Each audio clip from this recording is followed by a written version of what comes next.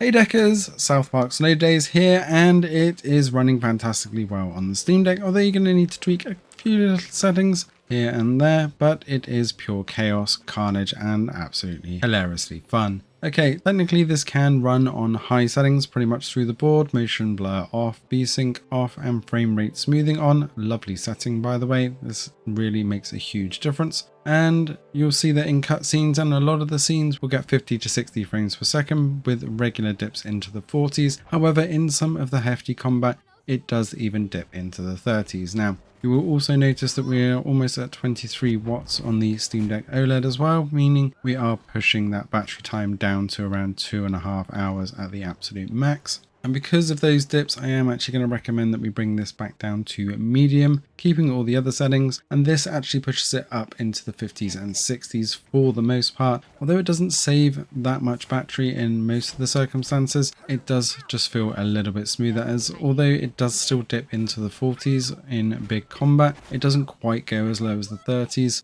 And you will save a little bit of battery in the long run, so that you will get a little bit higher. This is a very graphically intense game, believe it or not, with so many effects going off. You do want to just be able to enjoy the game. I do feel like this has probably got a bit more negative attention than it should do, although it may be a fairly short game, around 3 to 5 hours. It is worth fun, and if you were a fan of the South Park series, then the quips and the voiceover from the South Park characters will keep you laughing as you make your way through, and some of the combat can be a little bit trickier, especially with some dodgy camera angles here and there. However, it is still good to go through. Great news as well for those that are wanting to play this on multiplayer.